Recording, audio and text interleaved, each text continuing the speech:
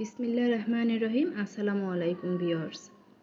আজকে আমার রেসিপি আমার স্পেশাল পোলাও তৈরি করার জন্য প্রথমে আমি একটা সসপ্যান নিয়ে সেই সসপ্যানটাকে একটু হিট দিয়ে নিয়েছি ভালোভাবে। এরপরে পরিমাণ মতো তেল দিয়ে কিছু তেজপাতা, দারুচিনি, লবঙ্গ এবং এলাচি দিয়ে ভালোভাবে একটু ভেজে নিতে হবে। এতে করে আমার মশলার ফ্লেভারটা ছড়িয়ে যাবে। তারপরে যখন মশলাটা ভাজা হয়ে যাবে তখন আমি দিয়ে দিব পরিমাণ মতো পেঁয়াজ কুচি। পেঁয়াজ কুচিটাকে কিন্তু কখনো ব্রাউন কালার করতে যাবেন না, তাহলে কিন্তু পোলাওর কালারটা নষ্ট হয়ে যাবে। পোলাও খেতে কিন্তু আমরা সবাই খুব পছন্দ করি, তবে যদি সেই পোলাওটা পারফেক্টভাবে না হয় তাহলে কিন্তু সবার খাওয়ার রুচিটাই নষ্ট হয়ে যাবে।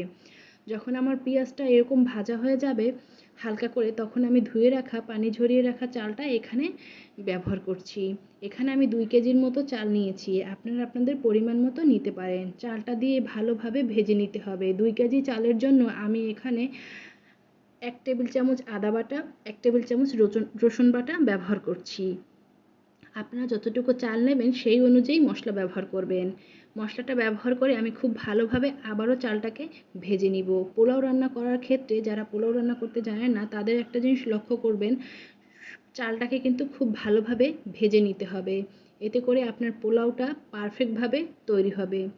পোলাওটাকে আমি আদা আর রসুন দিয়ে ভালোভাবে ভেজে নিলাম। এরপরে আমি এখানে দিয়ে দিব পরিমাণ মতো লবণ। লবণটা কিন্তু এখনই একটু সঠিকভাবে দেওয়ার চেষ্টা করবেন। যখন পানি দিয়ে বলক চলে আসবে তখন কিন্তু লবণটা দিলে লবণটা এক জায়গায় লাগে আর এক জায়গায় লাগে না, তখন কিন্তু পোলাওর স্বাদ নষ্ট হয়ে যায়।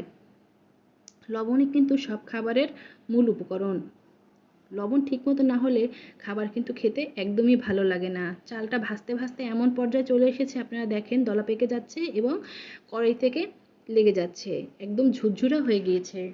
এই অবস্থায় আমি যখন এরকম অবস্থা হয়ে যাবে স্ক্রিনে লক্ষ্য করেন, তখন আমি দিয়ে দিব পরিমাণ মতো পানি। এখানে আমি ফুটন্ত গরম পানি ব্যবহার করছি, আপনারা অবশ্যই ফুটন্ত গরম পানি ব্যবহার করবেন, কোনোভাবেই ঠান্ডা পানি দেওয়া যাবে না। কখনো কখনো আমি ঠান্ডা পানি দিয়ে রান্না করি, তবে যারা নতুন রান্না করছেন তারা কখনোই ঠান্ডা পানি দেবেন না। সেই ক্ষেত্রে আপনাদের রান্না এদিক সেদিক হতে পারে, চালটা কখনো ফুটবে কখনো ফুটবে না। যাই হোক, যখন পাকা রাঁধুনি হয়ে যাবেন তখন ঠান্ডা পানি দিয়ে রান্না করলেও কিছুই যায় আসে না। এরপরে আমি পানিটা দিয়ে ভালোভাবে একটু নেড়েচেড়ে নিলাম। এরপরে দিয়ে দিচ্ছি কিছু কিশমিশ। কিশমিশটা কিন্তু একেবারেই স্কিপ করা যাবে না। কিশমিশটা কিন্তু আপনার পোলাওর স্বাদটা অনেক বেশি বাড়িয়ে তুলবে। কিশমিশ দিয়ে আবারও একটু নেড়েচেড়ে দিচ্ছি। এখন একটু লবণটা দেখে নিব, যদি একটু লবণের দরকার হয় তখন এখনই দিয়ে দিতে হবে, পরে কিন্তু আর লবণ দেওয়া যাবে না। এই জিনিসগুলো নতুন রাঁধুনিরা খেয়াল করবেন, তাহলে আপনাদের রান্নায় আর কোনো ভুল থাকবে না। আগে যখন প্রথম রান্না করতাম তখন বুঝতাম না, পরে লবণ দিতাম তাহলে এক জায়গায় লাগতো এক জায়গায় লাগতো না। যাই হোক, কী আর বলবো, ছোটোবেলার রান্না তো।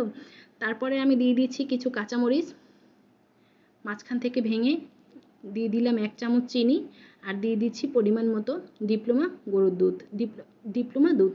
সরি, আমি গরুর দুধ বলে ফেলেছি, আপনারা কিছু মনে করবেন না, ভুল হয়ে গিয়েছে আমার বলতে। এবার আমি দিয়ে দিয়েছি প্রাণের ঘি। আপনারা চাইলে প্রিমিয়াম বা অন্য কোনো ব্র্যান্ডের ঘি ব্যবহার করতে পারেন বা হাতে তৈরি করা ঘি। আমি এখানে প্রাণের ঘি ব্যবহার করলাম। ঘিটা দিয়ে আমি একটু ভালোভাবে নেড়েচেড়ে সব পোলাওগুলোর সাথে মিক্সড করে দিব।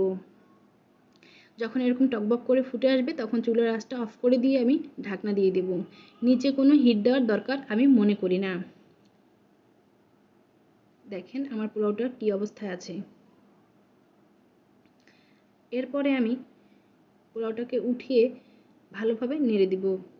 উপরেরগুলো কিন্তু আমার একটু চাল চাল আছে আর ভিতরেরগুলো কিন্তু রয়ে গিয়েছে।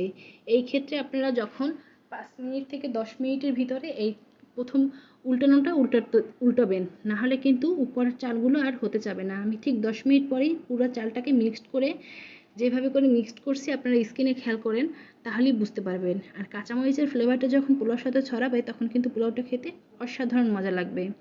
খুব ভালোভাবে মিক্সড করে আবারও আমি ঢাকনা দিয়ে ঢেকে দেব অল্প কিছু সময়ের জন্য।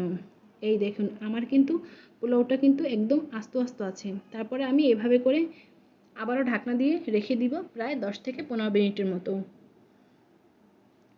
পোলাও রান্না করার সময় একটু লক্ষ্য রাখতে হবে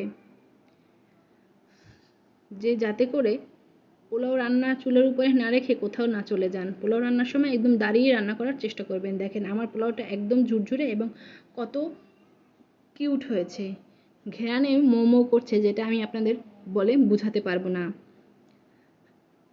এটাই হচ্ছে আমার স্পেশাল পোলাও। আমি বাসায় সবসময় এভাবেই পোলাও তৈরি করি। যাই হোক, ভালো থাকবেন, সুস্থ থাকবেন। আবার আসবো অন্য কোনো ভিডিও নিয়ে।